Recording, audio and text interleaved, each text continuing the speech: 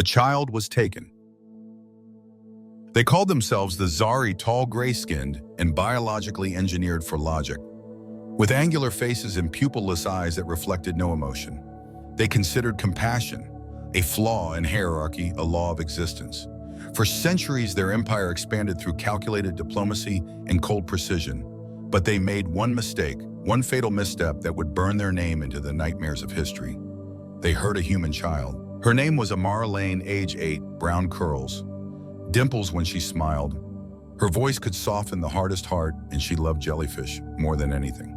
During a diplomatic visit with her parents, one a decorated Earth diplomat, the other a military commander, Amara had wandered away in a moment of innocent curiosity, a neutral moon station, a corridor filled with glowing alien tanks, and then silence. Surveillance footage from the station later revealed a Zari scientist, Kolth, approaching her, offering something shiny, something glowing. Amara followed, trusting trust was natural for her. She believed in good, and in stories in space being full of wonder. The Zari, however, didn't believe in wonder. They believed in observation, dissection analysis. Amara was taken into one of their colony labs. No alarms, no protests, no attempt to contact her family.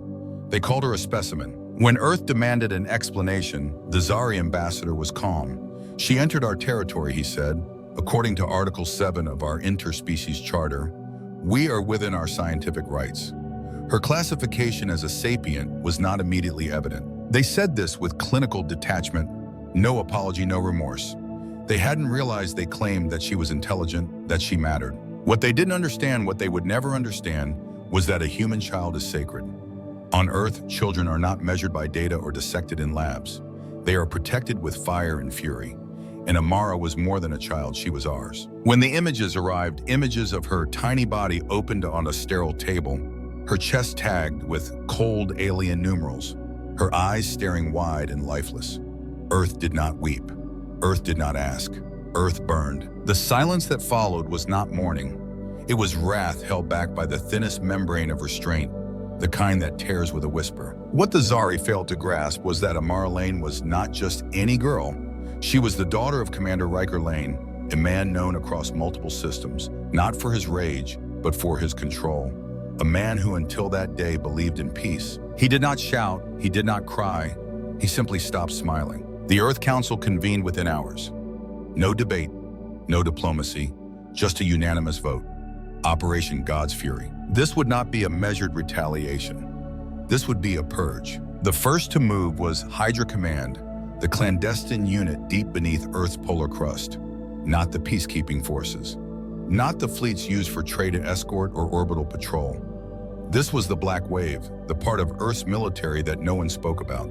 Not designed for defense, but for extermination. Built in shadow, trained for one purpose, to unmake enemies so thoroughly that their memory evaporates from the stars. When the order was signed, the commander of Hydra simply nodded and said, acknowledged, no emotion, no questions. On his desk was a small photo, Amara waving with a stuffed otter in her arms. That same image would be broadcast days later to every Zari frequency, prefaced by a message that was not a threat, but a sentence. You hurt one of ours. There will be no forgiveness. The Zari didn't react the way most species would. They did not rally in panic. They did not flinch. They calculated. A single human child, one Zari tactician scoffed, is this truly worth war? They didn't understand. This wasn't war. This was personal. This was the moment the galaxy changed. A line crossed not in tactics but in spirit. Because Amara Lane was only 8, and humanity does not forget its children. Humanity's wrath unleashed. The Black Wave didn't announce itself. It didn't issue demands. It didn't send envoys. It moved like a shadow across the stars, silent and final. Within 6 days, Earth's most elite armada had mobilized, and at its head, the ISS Revenant, dagger-shaped in obsidian black, emerged from the darkness like a myth made metal. Inside its cold command decks, Commander Riker Lane stood motionless. The projection of his daughter Amara floated in front of him, looping every 17 seconds. Her last recorded smile, her small voice, her eyes still full of life. He hadn't turned it off, not once. He had become something else. On the 7th day, Earth unleashed Hydra 13. To the untrained eye, it looked like a routine data packet transmission, just a standard update delivered via Earth's diplomatic satellites. But buried deep within was a nano-iris, a self-replicating code designed to infiltrate Zari defense systems and turn them inward. One by one, Zari orbital platforms detonated, not under human fire, but under the betrayal of their own infrastructure. Power grids collapsed, AI governors were overridden. Life support shut down mid-cycle in cities that had stood for millennia. Their ships didn't fall in battle, they simply ceased to exist. Zari Command tried to respond, deploying their fleets, raising shields, but Earth had been planning for this. The nanoiris had disabled every major strategic node. The Black Wave didn't even have to fire a shot for the first systems to collapse. And yet Earth did fire not for necessity, for justice. Hydra-class warships armed with graviton torpedoes and silent strike drones entered Zari space, not to conquer, but to erase cities weren't bombarded. They were atomized. Populations disappeared in flashes of blue fire, leaving only static echoes in their wake. Across the galaxy, observers watched in horror. This was not retribution. This was cleansing. The Zari attempted negotiation. Desperate broadcasts flooded the galactic relay beacons. "We offer reparations," said the High Chancellor. "We admit our error. Please let us make this right." But Earth didn't respond, because Earth didn't want diplomacy. Earth wanted Amara back. And since that was impossible, Earth wanted every Zari soul to feel the same emptiness. Commander Lane never once stepped onto Zari soil. He didn't need to. His orders echoed through the Revenant like scripture. No survivors, no mercy, no memory. Captain Soraya Vega, his second-in-command, watched the man she once respected sink deeper into silence. She stood beside him during briefings, slept 2 doors down from his quarters, shared coffee in passing, but it was like speaking to a shadow. The man was gone, only the mission remained. "We've confirmed Zari refugee transports fleeing the Tarsus Belt," she told him one evening. He didn't blink. "Let them run. There are children aboard." His jaw tightened. Then their parents should have taught them not to carve up mine. Soraya said nothing, not because she agreed, but because this wasn't a mission built on orders or objectives. It was built on grief, and grief does not negotiate. When the Revenant entered the remains of Outpost Viral 7, it found only a drifting graveyard. 163 dead, engineers, civilians, most unarmed. The Zari had bombed the site in retaliation after Earth's first strike, a desperate, meaningless act. But to Riker, it wasn't meaningless. It was confirmation. This wasn't a misunderstanding. This wasn't cultural. It was war, and Earth would finish it. Galactic observers, those who had once called humanity emotional, unpredictable, chaotic, now called them something else. Terrifying, because Earth had stopped talking, and it wasn't done. Black Wave and the Erasure. By the time the Zari understood the scale of Earth's fury, their outer colonies had already gone dark. Not destroyed, erased. The Black Wave was not a traditional fleet. It was a doctrine, a whisper of vengeance carried by ships without names and weapons without mercy. They didn't fight. They didn't chase. They vanished entire star systems without explanation. Their signature weapon, a terrifying innovation called the Echo Code, a frequency-based algorithm designed to shatter biological nervous systems from light years away. Ships went silent. Planets stopped transmitting. There were no debris fields, no distress signals, just emptiness where life had once been. The Zari military collapsed not from direct engagement, but from confusion. Their commanders died in mid-sentence. Their fleets lost coordination. Drones fell from the skies. Their operators seized and died mid-command. Some Zari scientists too late realized what was happening. They traced the algorithm back to old Earth, neuroresonance research once outlawed under galactic ethics codes. But by the time they tried to jam it, they were already choking on their own blood. Earth wasn't trying to win. It was making a point. Back on Earth, there were no celebrations, no speeches, no parades. People mourned, and in the silence they watched the hollow recording of Amara Lane play again on every news feed. Her laugh, her otter, her bright eyes before everything went dark. The world didn't ask for mercy. It asked for revenge. Inside the ISS, Revenant Commander Riker Lane sat in his private quarters alone. The projection of Amara's last smile still hovered before him. His once pristine uniform hung loose now. His eyes sunken, his voice when it came was a whisper barely above memory. He had not spoken to his wife Juno since the day of the vote. She had been the diplomat, the peacemaker, the one who believed in healing. But now Earth's name echoed through the stars, not with respect, but with fear. And it wasn't Juno's diplomacy they remembered. It was Amara's death. Soraya Vega tried to speak to him once. "Commander," she said, voice low. "They're offering surrender." Riker didn't turn. "You don't get to surrender," he said flatly. She said nothing, because there was nothing left to say. That night, the Revenant received a signal from the Zari homeworld, Zero Prime, a formal plea for mercy. They offered reparations, entire colonies, even rare technology as penance. Humanity responded not with dialogue, but with the Prometheus Protocol, a weapon forged in silence on the dark side of Earth's moon, kept hidden even from Earth's own diplomatic branches. A weapon designed not to kill, but to unmake. No countdown, no warning, just a surge of gravitational distortion. A flash of white light across the stars where once Zoral Prime had shimmered with blue-silver rings and towering cities. Now only ashes and silence. Not a single life form remained. Inside the Revenant, Soraya stood with Riker on the observation deck, watching the final fragments of Zari's civilization drift like dust across the void. She didn't speak. Neither did he. But the galaxy did. From the furthest reaches of the Galactic Accord, messages flooded in. Horror, outrage, disbelief. This wasn't war. This was judgment. And Earth had become its own god. Within days, Earth was summoned to appear before the Galactic Tribunal. They received no reply. Not even an acknowledgement. It was as if humanity had unplugged from diplomacy entirely. It no longer cared for treaties or alliances. It had found a new purpose. And that purpose was carved into the memory of a girl with brown curls and an innocent heart who had trusted the wrong hands. Her name had become a curse, not because she was dangerous, but because she mattered. Justice or genocide? Not everyone on Earth celebrated the fall of Zoral Prime. In the silence that followed, a different kind of sound began to rise, whispers, at first scattered and hushed. In basements, in quiet conversations between retired diplomats, among rogue AIs once deemed too emotional for military use, they called themselves the Grey Echo. They weren't defending the Zari. They were trying to save what was left of humanity. This isn't vengeance anymore, said Dr. Malia Noir, a former ambassador to the Accord. It's transformation. We are becoming what we once feared in others, a species without mercy. Across space, the Revenant continued its campaign. One Zari outpost after another fell without resistance. The ships of the Black Wave didn't announce their presence. They simply appeared, and soon afterward, nothing remained. But cracks had begun to form. Sergeant Kai Moreno, a young Black Wave Marine, had once held Amara in his arms when she visited the Revenant, curious and giggling, begging to see the control deck.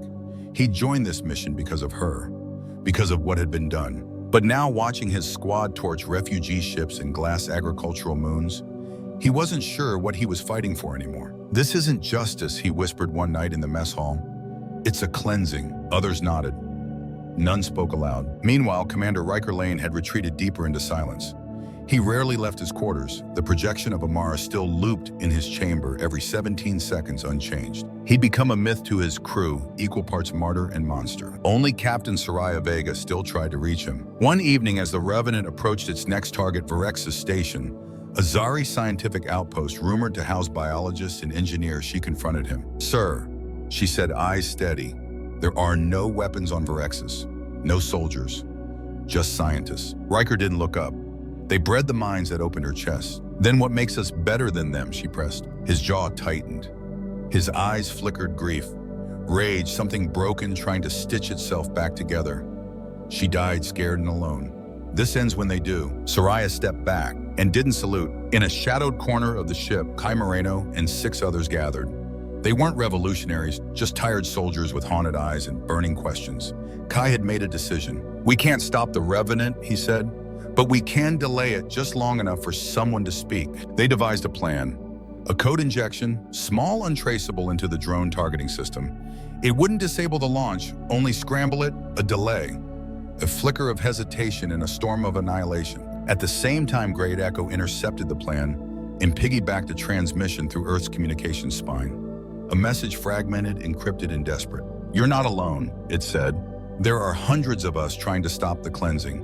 Help us save lives, still honor her." Kai relayed the message to Soraya in secret. She listened, her jaw tight, and for the first time since the campaign began, she made a choice not from orders, but from conscience. She walked into the war room, past stunned officers, and deactivated the strike command for Varex's station. Minutes later, Riker stormed in. "You overstepped," he growled, voice shaking with fury. "I saved you," she replied, "from making a mistake you'd never come back from." "She was my daughter," Riker roared, slamming a fist into the console. "She was my goddaughter," Soraya answered softly. Silence fell between them. "She believed in peace," Soraya said.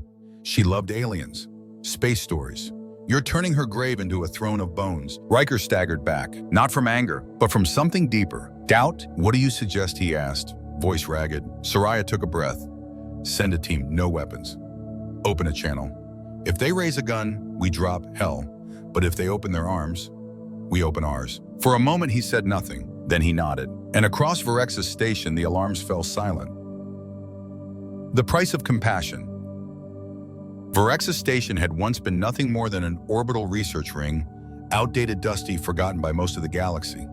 Inside its decaying quarters, Zari scientists worked on terraforming models, atmospheric stabilizers, and medical technologies that never made it past prototype. None of them were warriors. None of them carried weapons. And none of them knew that death had been orbiting them. Until it didn't strike. The station's long-range sensors had picked up Earth's fleet hours earlier. Incoming ships with no diplomatic signals, no IFF tags, just silence. Everyone inside had braced for oblivion. Some had prayed. Others had hidden in locked rooms. A few wrote final notes addressed to family who had long since gone dark. Then the impossible happened. Nothing? Instead of plasma fire, a message came through encrypted human. Varex's station, this is Captain Soraya Vega of the ISS Revenant. We are requesting peaceful dialogue. No weapons, no soldiers. We ask only for truth. You will not be harmed. Inside Varexis, the scientist froze. Dr. Thyrov, a neurologist, whose gray skin had dulled with age and stress, stared at the console like it was lying to him. What do we do? Asked Carl, a young Zari engineer barely out of training. Thyrav's voice was heavy. We answer, not because we trust them, but because we're tired of dying. The first diplomatic meeting since the fall of Zeral Prime took place in a sterile chamber aboard the Revenant, separated by thick transparent alloy. Neither side willing to share air, not yet. Thyrav stood across from Soraya, his long fingers twitching at his side. I'm not here to excuse what was done to Amara Lane, he said, voice dry with pain. What Kolv did was beyond monstrous. He violated every code we believed in. Soraya's expression didn't change. That wasn't just science, that was hate. Thyrav looked down.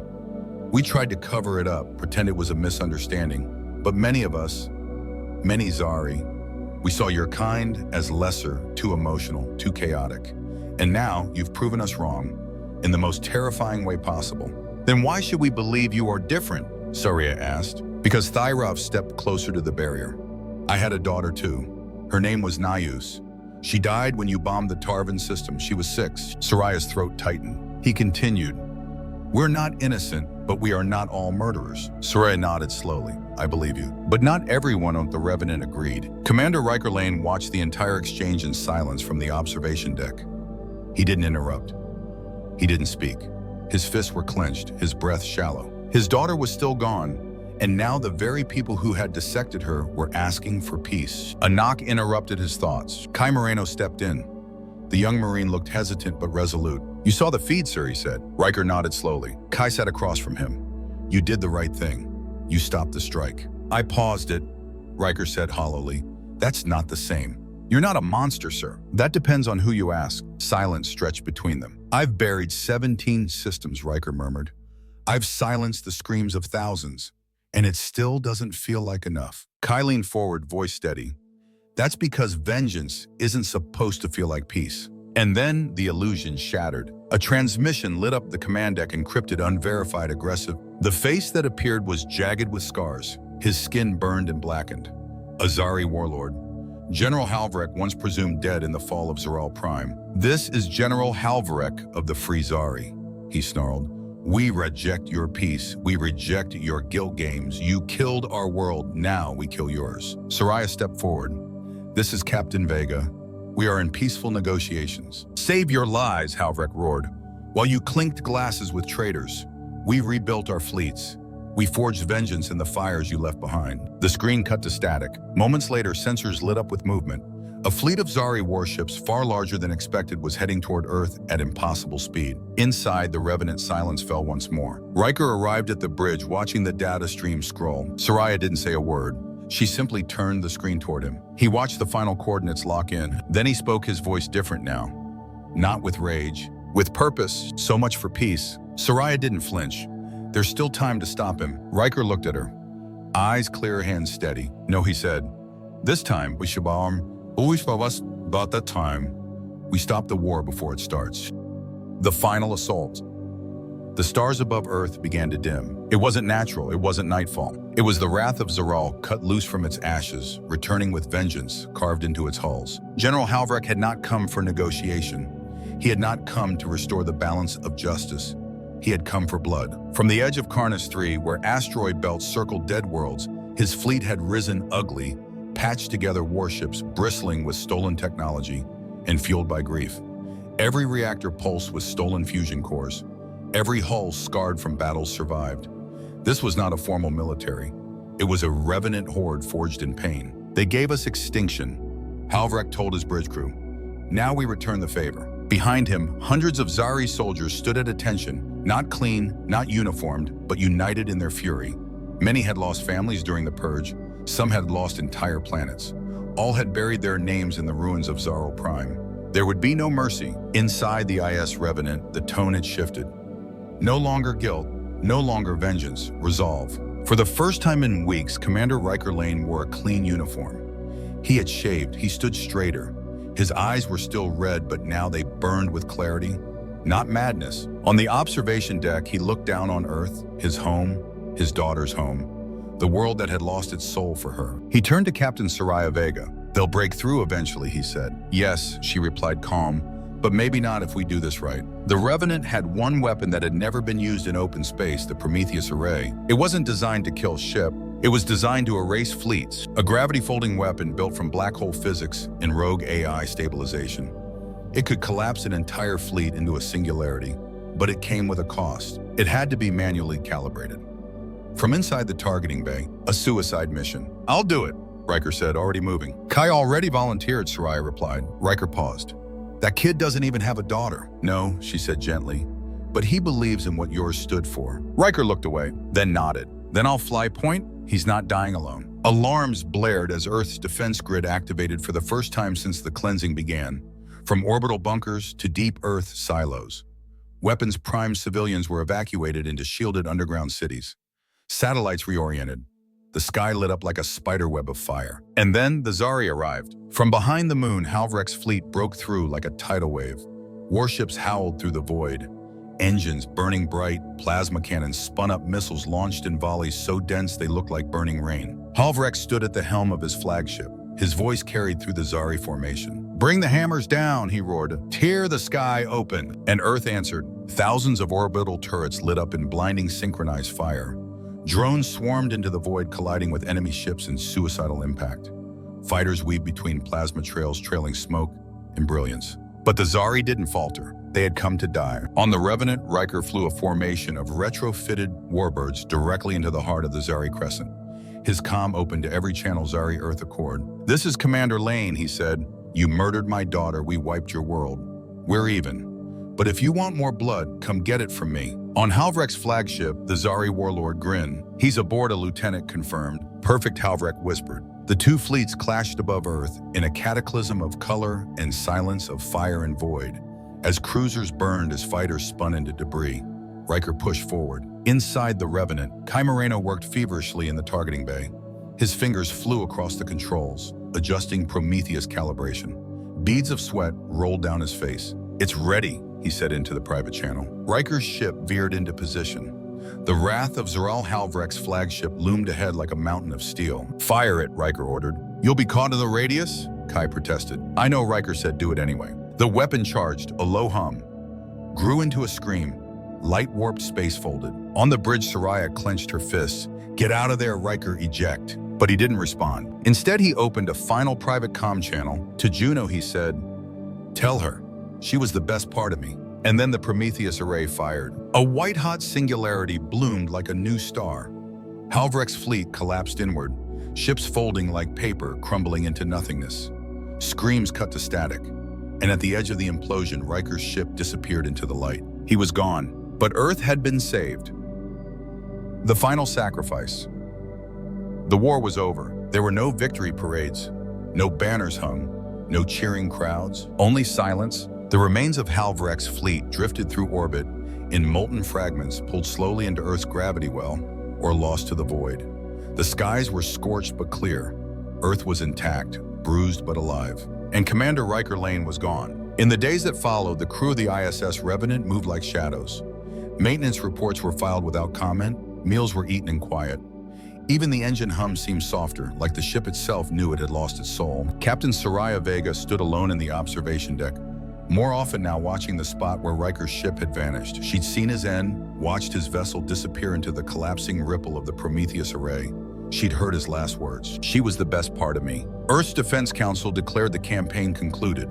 The Black Wave disbanded, warships returned to dry dock. Drones powered down, but the pain remained. On the surface of Earth, in a newly built memorial garden, two statues stood. One was Riker stern and strong, a figure of duty. The other, smaller, more delicate, was Amara Lane, one hand reaching for the stars, the other holding her stuffed otter. At the dedication ceremony, Juno Lane was present, her face pale, her voice silent. She laid a single flower at their feet. Suresh stepped beside her. "He found peace," she said quietly. Juno nodded slowly. "And maybe now, so will we." Across the galaxy, this story spread.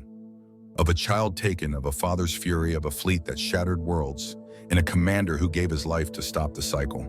In bars and council chambers, aboard freighters and military outposts, the name Amara became legend. But not everyone saw the end as peace. In the fringe systems far from the core worlds, Zeri survivors watched the broadcast with clenched fists. Some mourned, others whispered of vengeance yet again. But the galaxy, most of it, breathed a sigh of relief. Then one night, deep within the quiet decks of the Revenant, Soraya returned to Riker's quarters.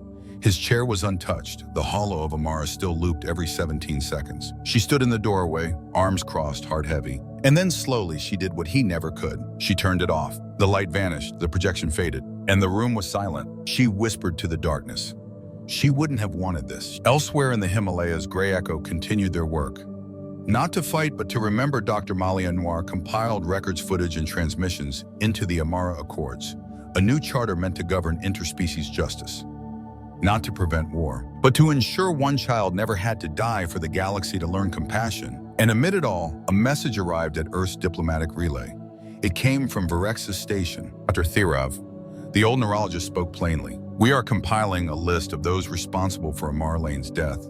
Names, data, evidence, not for vengeance, but for truth." Soraya watched the message, and for the first time in months, she allowed herself to hope. Hope that humanity could rebuild, not from blood, but from memory. Because in the end, this story was never about war. It was about a little girl with brown curls and bright eyes, and the worlds that burned when she was taken from them. Legacy of Ash and Light. Beneath the cold stars, a new message pulsed across galactic channels. Not a threat, not a demand, just a name. Amara. Not as a rallying cry or a justification for war, but as a symbol of what had been lost, of what should never be repeated. The Galactic Tribunal, shaken by the events of the past year, ratified a new law in near unanimous vote, the Amara Protocol. It forbade the use of sentient children and experimentation under any context, regardless of species status or territory. A simple line etched into law born from ashes. Earth signed it without ceremony, not out of pride, but because it should have existed all along. In classrooms across Earth, children were taught Amara's story not as propaganda, but as warning. They learned about how one act of cold calculation had sparked the hottest fire humanity had ever known, and how that fire nearly consumed not only their enemies, but themselves. On the ISS Revenant, now stationed in Earth orbit as a memorial ship, Captain Soraya Vega took command permanently. But she rarely sat in the chair once occupied by Riker. She left it empty out of respect, out of grief, out of love. She visited the memorial garden often, sometimes alone, sometimes with Kai, Moreno, who now worked in diplomatic escort detail. The war had hardened him, but hadn't broken him. "I still hear her laugh sometimes," Kai told Soraya once. "She'd be proud of you," she said softly. He nodded but didn't speak. One evening, a ship approached Earth's outer orbit. Small, non-military. Its transponder identified it as Zari Varexis-class science vessel. Aboard were not soldiers, but survivors. Among them, a Zari woman with a child in her arms. The child had blue eyes, human eyes, born of a Zari mother and a human refugee who had once been stranded during the early years of the war, long forgotten. A child of two bloodlines. A bridge between the ashes. Earth didn't fire. They opened a channel, and for the first time in months, no one reached for a weapon. Instead, the mother spoke. "We didn't kill her. We never wanted this. We're just trying to raise our son in peace." There was no grand speech in reply. No flourish of political theater.